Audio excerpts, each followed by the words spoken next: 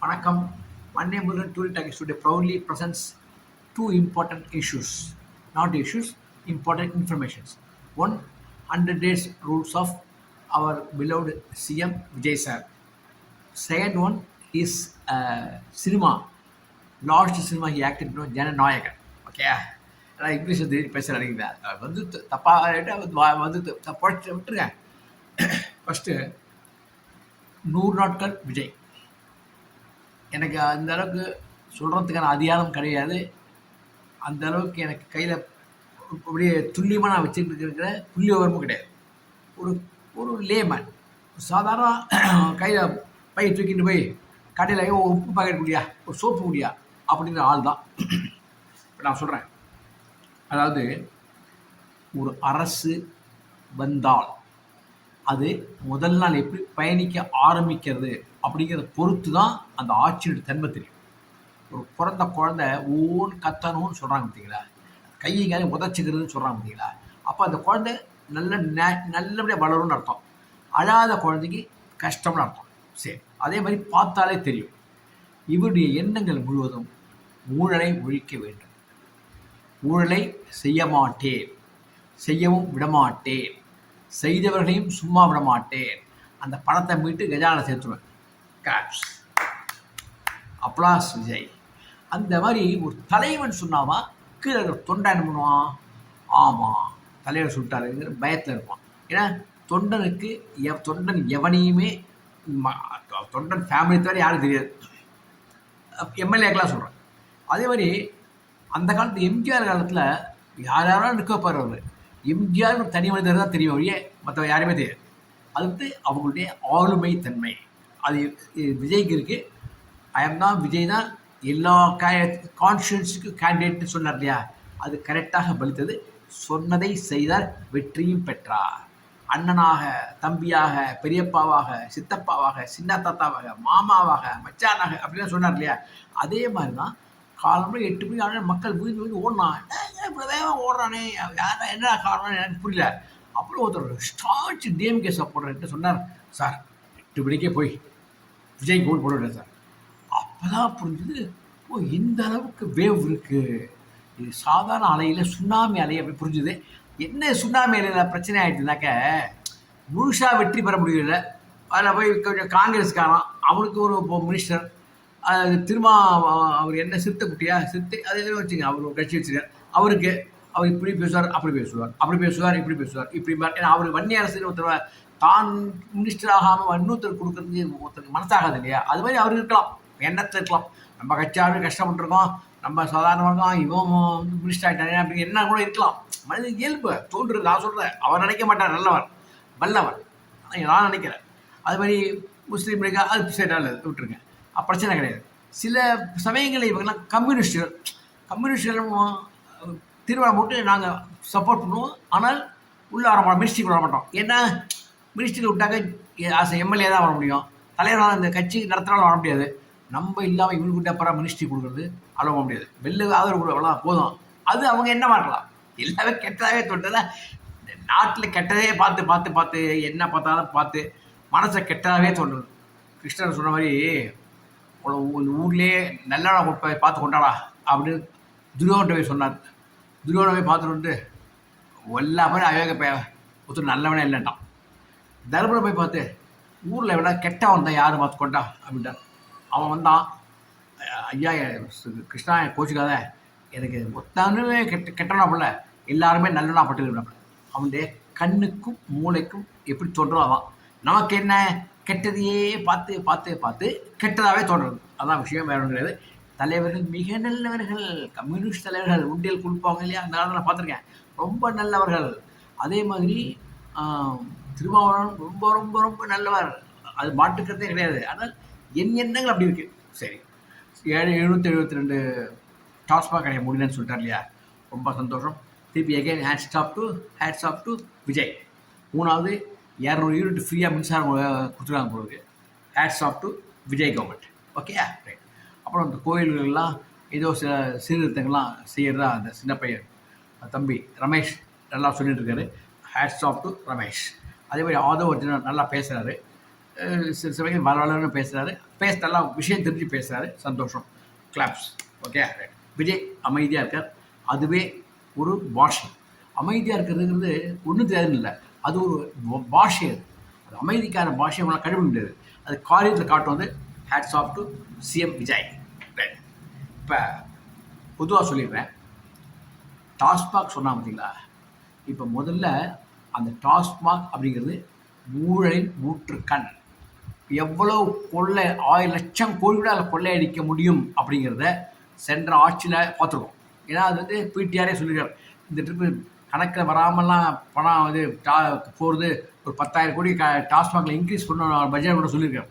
அப்போ கணக்கில் காட்டாத அளவுக்குலாம், பில்லு போடாத அளவுக்குலாம் கடைக்கு போய் தனியாக விற்று அந்த பணத்தை எங்கே போகணுமோ அங்கெல்லாம் பேர்ந்துருக்கு. நிறைய தப்பெல்லாம் நடந்துருக்கு.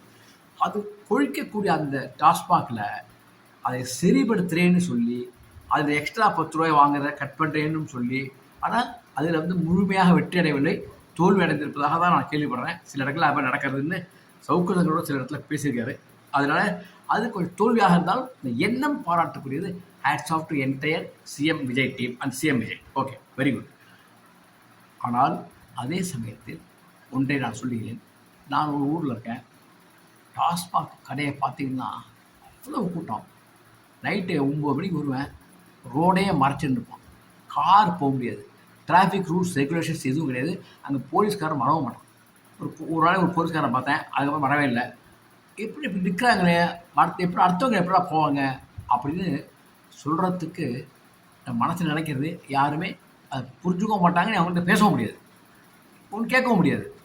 அதே மாதிரி அந்த டாஸ்மாக் எழுத்தாப்புல பார்த்தீங்கன்னாக்கா, நான் நடந்து போயிருந்தேன், ஒரு நாளைக்கு ஒரு கடை இருந்தது. பார்த்தீங்கன்னா உள்ளுக்குள்ளே லிக்கர் இருந்தது, சாப்பிட்றது. அது கொஞ்சம் அது காஸ்ட்லி டைப் ஆஃப் லிக்கர் போடுறது. அது ஷாப்பே டிஃப்ரெண்ட் ஷாப் போடுறதுக்கு இவங்களே கொஞ்சம் டிஃப்ரெண்ட்டாக கொடுப்பாங்க போடுறதுக்கு. ஃபாரின் லிக்கரா, அது என்ன லிக்கர்னு தெரியல எனக்கு. அது அதில் பார்த்தீங்கன்னாக்க உள்ளுக்குள்ளே கார்லாம் போகிற அளவுக்கு அதில் வசதிகள் இருக்குது, நல்லா கூட்டம் இருக்கும். அப்புறம் பார்க்குறேன், பக்கத்துலேயே இன்னொரு கடை எலைட்டுன்னு போட்டிருக்கு, 11 போட்டிருக்கு. அப்போ காலம்பரம் 11 ராத்திரி 11 போட்டிருக்கு. பார் உள்ள போனால் 2 வண்டி இருந்தது, 4 இருந்தது. இப்போ 40 பைக்கு வாசனை இருக்கிறது. இப்போ எவெல்லாம் பெரிய மனுஷனோ அவன்லாம் அங்கே தான் போகிறான், உள்ளே போய் குடிக்கிறான். பார்த்தா எலைட்னா பெரிய மனுஷன் குடிக்கிற பார் போடுறது. இதெல்லாமே இல்லை, ஒரு சைடு மூடுறாப்பில், ஒரு சைடில் 1 கிலோமீட்டர் 1/2 கிலோமீட்டருக்குள்ளேயே 3 கடை வந்து 3 பார். அப்போ எப்படி அது? அப்போ ஒரு பெண் சொன்னதை சத்தியம் அடித்து உண்மையை சொல்லி வருகின்றேன். அந்த பெண் வந்து ஸ்மார்ட் பஜாரில் ஒர்க் பண்ணிட்டுருக்காங்க. அவள் வெளில வந்தால் அவளுக்கு ஒரு ஆண் துணை தேவைப்பட்டது. ஆண் துணைனா லைஃப் வாழ்க்கைக்கு இல்லை, தனி. ஏன்னா கடந்து போக முடியல. இந்த பக்கம் அவன் ஸ்மார்ட் பஜார் பக்கத்தில் எலைட்டு வரிசையாக வண்டி எல்லாம் போயிட்டுருக்கான், வந்துட்டுருக்கான்.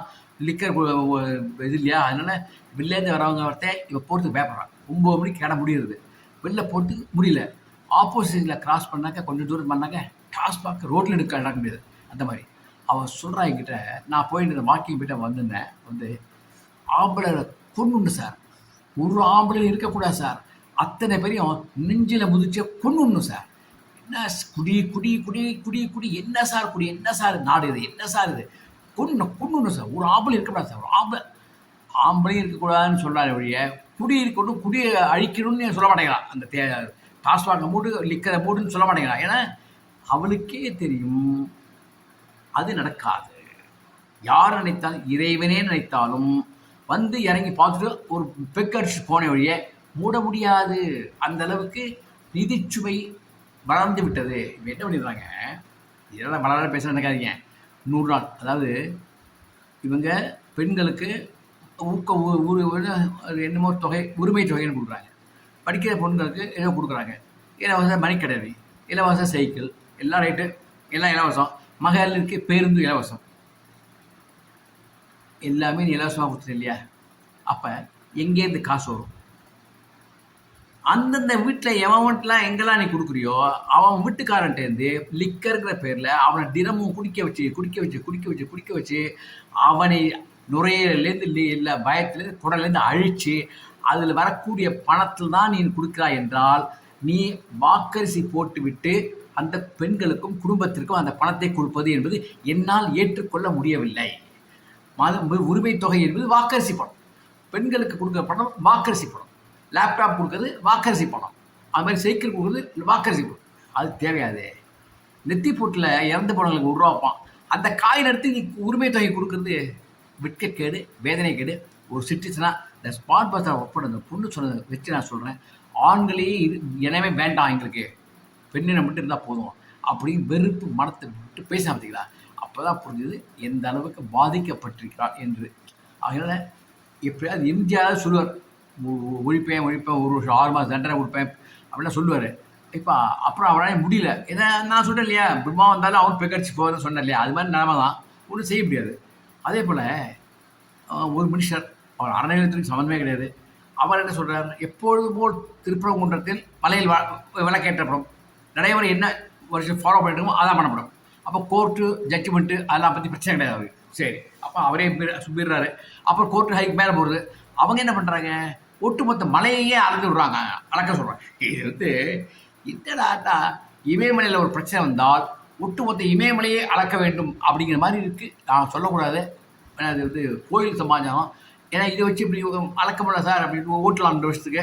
2 வருஷம் கழிச்சு தீர்ப்பு சொல்லிட்டு பண்ணலாம், ஜட்ஜ் ட்ரை போயிடுவார். அது தெரியாது இதனால் எப்படி அளக்க போகிறாங்கிறது ஒரு பார்க்கலாம், எப்படி பார்ப்போம். அது மாதிரி அதுலேயும் சம்மந்தம் இல்லாமல் மூக்க நுழைச்சி தேவையில்லாத விஷயங்களை பேசிட்டு கோர்ட்டு ஆர்டரை மீறி அதுக்காக கோர்ட்டுக்கு போய் இது தேவையில்லாத பழைய கட்சி ஆட்சி பண்ண மாதிரியே பண்ணுறாங்க. அது தேவையில்லாது. சரி, உனக்கு ஆர்டர் வந்தாச்சு, நீ செய்ய வேண்டியது போயிட்டு. அப்புறம் அடுத்த இன்னொரு விஷயம், கீழ்மட்டத்தில் அடிமட்டத்தில் தொண்டர்கள்லாம் வாங்குறாங்க, அது வாங்குறாங்க, இது வாங்குறாங்கன்னு நிறைய பேர் யூடியூப்பில் பார்க்குறேன். அதெல்லாம் நான் ஏற்க தயாராக இல்லை. அதெல்லாம் கட்சி தலைமை பார்த்து கொள்ள வேண்டியது. ஓகே, கட்சிக்கு இன்னும் உறுதிப்படாத நிலை நிற்க முடியாத அளவுக்கு கால் நடுமாற்றத்தில் இந்த கட்சி நின்றுருக்கு. நான் கட்சி தூக்கி பிடிக்கிறான் யார், ஒருத்தன் விசிக்க, ஒருத்தன் கம்யூனிஸ்ட்டு. அப்புறம் அந்த எப்படி நடக்க முடியும்? அந்த இவன் இழுத்தான் அவன் இழுப்பான், அவன் இழுத்தான் இவன் இழுப்பான், ஜாக்கிரதாக இருக்கும். அந்த மாதிரி நிலைமையில தான் ஓடிட்டு இருக்கு. ஆனால் ப்ராமிசிங்காக ஒன்றும் இல்லை. இப்போ விவசாயிகளுக்கெல்லாம் தண்ணி பாசனத்தை நீர் வந்துருக்கணும், தண்ணி வரல. ஜூன் மாதம் 12ஆம் தண்ணினா அந்த உதயநிதி ஞாபகம் தான் அவன் தொலைக்கணும். அந்த அந்த நல்லா கேட்டுங்க, ஜூன் 12 விடுவீங்க இல்லையா, அப்போ வந்த உடனே என்ன பண்ணணும்? ஜூன் 12 தண்ணிக்கு வர முடியலன்னா ஏன் வரல, எதனால வராமல் இருக்குது, அப்போ என்ன காரணத்தினால காவேரியிலேருந்து தண்ணி தர மாட்டேங்கிறான், அவனுக்கே இல்லைன்னா அதை எப்படி வாங்குறது அப்படிங்கிறத முன் யோஜனை பண்ணி என்னெல்லாம் அதுக்கு மாற்று ஏற்பாடு செய்யணுமோ அதெல்லாம் செஞ்சு அதற்கு ஒரு வழி செய்யறதுக்கான ஒரு ப்ராமிசிங்கான ஒரு ஒரு ஒரு ரூலிங்கை நான் பார்க்கல. அது வருத்தத்துக்கு உரியது தான். ரொம்ப பேசி கீசி எல்லாம் பண்ணி அது காம்பன்சேஷன் நீ படத்தை கொடுத்தா விவசாயிக்கு சாப்பாட்டு எங்கே சார் போகுது? நேற்று நான் வாங்குற அரிசி 1 கிலோ பொண்ணு 65 ரூபா 1 கிலோ பொண்ணி. அது அப்படி ஏற்றுனா விலைவாசி யார் கட்டுப்படுத்துறது? விலைவாசி யாரும் கட்டுப்படுத்தவே இல்லை. 70 ரூபாய்க்கு வாங்கின காப்பி பொடி, உதயம் காப்பி பொடி நீங்கள் 187 200 போயிட்டு யார் கட்டுப்படுத்துகிறாங்க? என்ன காரணம்? விலையிலையா? யாருக்கு எதுவும் தெரியாது. என்ன விலை போடுறாங்களோ அதுதான் வாங்கிட்டு போயிட்டு இருக்கோம். வழியும் கிடையாது, கேட்கறதுக்கு நாதியும் கிடையாது. அப்படி தான் போயிட்டு இருக்கு. ஆட்சியாளர்கள் தான் அதை பார்க்கணும். அவங்க என்னத்தை பார்க்குறாங்கன்னு எனக்கு தெரியல. ஆக ஒட்டுமொத்தமாக என்னுடைய இப்போ கணக்கில் இவர்கள் வீக்காகத்தான் சென்று கொண்டிருக்கிறார்கள். ஒரு எஃப்ஐஆர் இவர்களால் சரியாக போட முடியாமல் நிலைமையில் இருக்கின்றார்கள். மலைமூழ்கி மகாதேவன் சொன்னான் ஒரு நாட்டில், அவன் ஏகப்பட்ட மலையை முழுங்குவான், கொள்ளக்காரன். அவன் அமைச்சராக இருந்தான். அந்த மக்கள்லாம், நாட்டு மக்கள்லாம் அந்த எலெக்ஷனில் அந்த அமைச்சரை தூக்கி விட்டடிச்சாங்க. அடுத்த அமைச்சர் குழு வருது, எப்படியா உள்ள தள்ளணும்னு பார்க்குறது, எஃப்ஐஆர் போடுறாங்க. மலையில் இருந்த சேப்பு கல் ஒன்று இருந்திருக்கும், அந்த கல்லை காணவில்லை. மலையே முழுங்கிட்டான், மலையே இல்லை, அதில் இருந்து ஒரு சேப்பு கல்லை காணுமா, மலையை காணும், சேப்பு கல்லை காணும்னு கேஸ் போட்டால் அப்போ அவன் கேட்பான் ஜட்ஜு, சேப்பு கல்லையே கேட்குற, மலையே இல்லையே, சேப்பு கல் எங்கே இருக்கும்? அப்படி போடப்படுகின்ற எஃப்ஐஆர்கள். இதாவது அப்போ என்ன அர்த்தம்? அதிகாரிகளுடைய ஒத்துழைப்பு இல்லையா, அல்லது ஆலோசகர்கள் சரியான ஆலோசனை கூறவில்லையா என்பது சந்தேகத்துக்குரியதாக இருக்கிறது. அதை விஜய் அவர்கள் கவனிக்க வேண்டும். இல்லைனா ஆபத்து ஆபத்து ஆபத்து. சரி, அடுத்தது ஜனநாயகன் சினிமாவுக்கு வருவோம். இந்த சமயத்தை உங்களுக்கு கம்பேர் பண்ணிடுறேன். பெஸ்ட்டு சீஃப் மினிஸ்டர் நான் இடம் போடுறது சுவேது அதிகாரி. சுவேது சர்க்காரா, அவர் சுவேது அதிகாரி வெஸ்ட் பெங்கால். வந்த உடனே மனுஷன் மக்களுடைய மனநிலையை புரிந்து என்னம்மா வேலை செஞ்சாயா, என்ன ஆக்ட் பண்ணாயா, அப்படியே வரல கொடுத்து ஆட்டினாயா யார மம்தா பானர்ஜி, நெட்ரோட்டை நின்னாயா, முட்டையால் அடித்தா மக்கள். அந்த அளவுக்கு வெறுப்பை கேட்ச் பண்ணார் அவர். அவ்வளோ பங்களாதேஷையும் துரத்தி விட்டாரு, கேம்ப் போட்டார், சாப்பாடை போட்டு துரத்து போங்கடா அப்படின்னாரு. அப்புறம் டிஎம்சி ஃபண்ட்ஸையே ஃப்ரீஸ் பண்ண வச்சார்.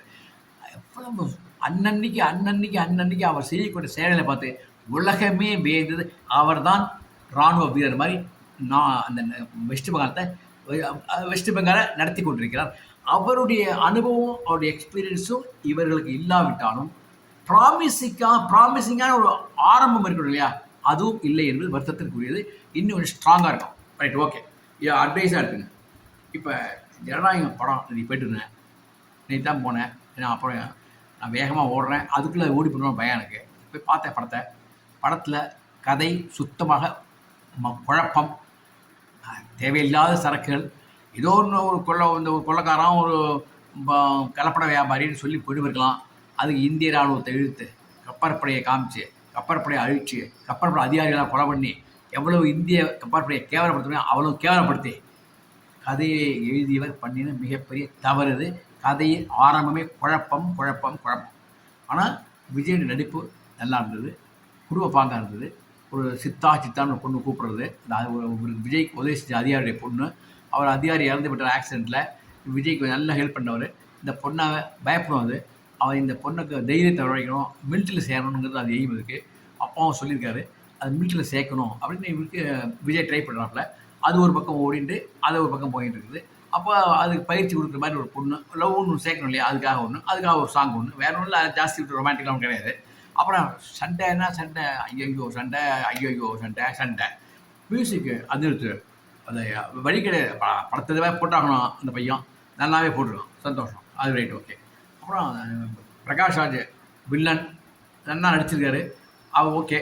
அப்புறம் ஒரு ஐபிஎஸ் அதிகாரி, என்னையா கண்டாவி இது, அவன் ஐபிஎஸ் அதிகாரி வரான், அவனுக்கு ஒரு அரட்ராயரில் மரியாதை தெரியலையா யாருக்கு, ஒரு டிஸ்ட்ரிக்ட் மாவட்ட செயலாளருக்கு பிரகாஷ் ராஜுக்கு மரியாதை தெரிஞ்சுட்டு அவரை போட்டு சட்டையெல்லாம் அவுத்து அரட்ராயர் ஜெட்டியோட போடா அப்படின்னாப்புல.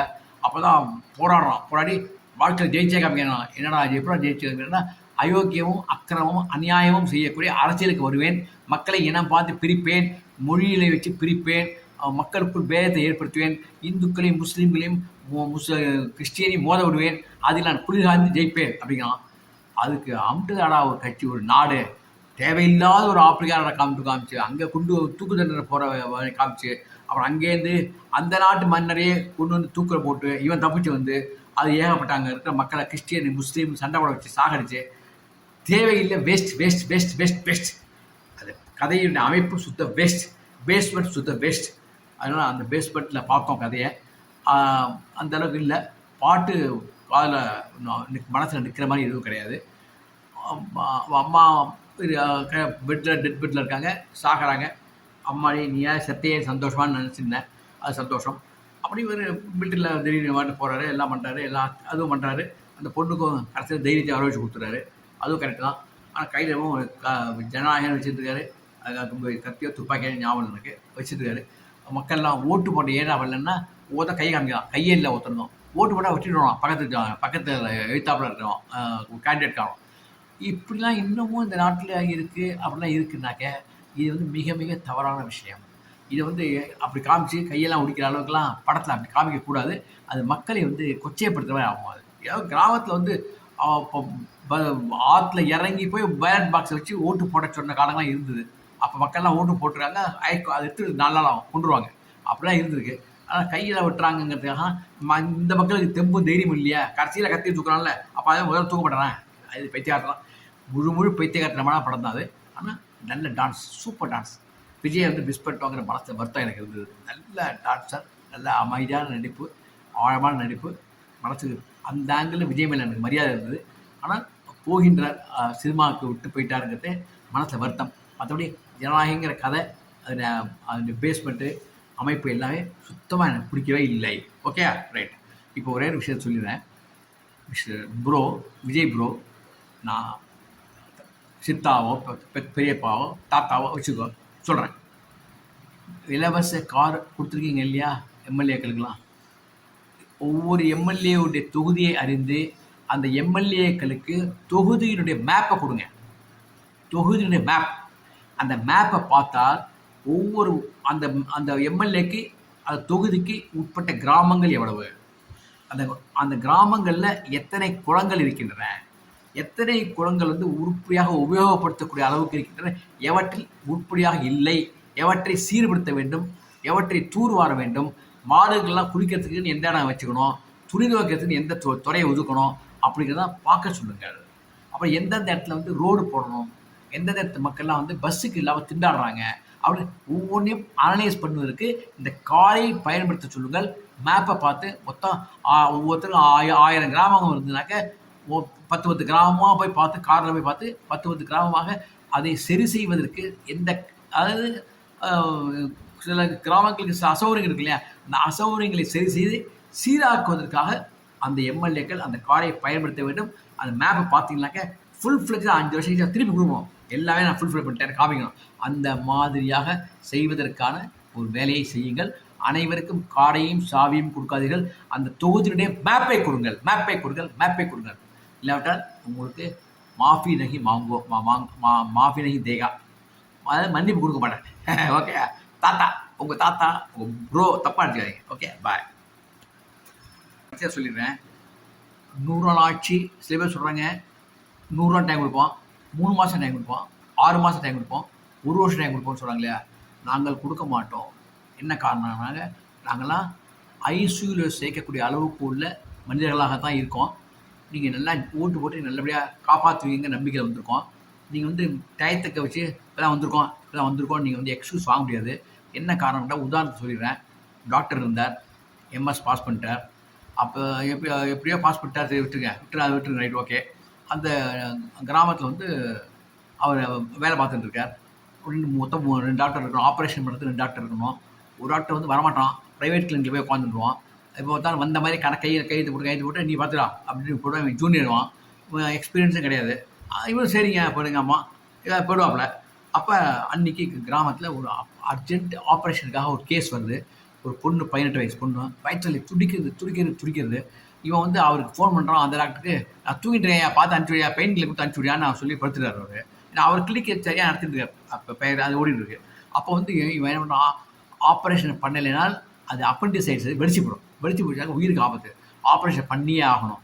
அப்போ இவன் ஆப்ரேஷன் செய்யும்போது அப்போ மக்கள் இப்போ தான் புதுசு தம்பி, இப்போ தான் பாஸ் பண்ணிட்டு வந்திருக்கு, இப்போ ஆப்ரேஷன் உடனே பண்ணுமான்னு சொல்ல முடியாது. ஒரு 100 நாள் டைம் கொடுப்போம், இல்லை 3 மாதம் டைம் கொடுப்போம், 6 மாதம் கொடுப்போம், 1 வருஷம் கொடுப்பையா அப்படின்னு எந்த பேஷண்ட்டுடைய தாயாரும் தந்தையும் அது பேஷண்ட்டை ஒத்துக்குமா இருக்குது. அதே மாதிரி தான் இப்போ நீங்கள் யாரோட எமர்ஜென்சி மாதிரி இப்போ ஆப்ரேஷன் பண்ணுற மாதிரி நிலைமையில தான் வந்திருக்கீங்க தமிழ்நாட்டுக்கு. அதை மனசில் கொண்டு ஆப்ரேஷன் பண்ணுங்கள். அவங்க ஆப்ரேஷன் பண்ணி இந்த புழைக்க வைக்கிறதுக்குள்ள நீங்கள் 6 மாதத்துக்குள்ளே பேஷண்ட்லாம் செத்து போடும். ஞாபகம். அந்த மாதிரி மருத்துவராக நீங்கள் இருக்கிறீர்கள் என்பதை உணர்ந்து கொண்டு செயலாற்றுங்கள் என்று முடிச்சுக்கிறேன்.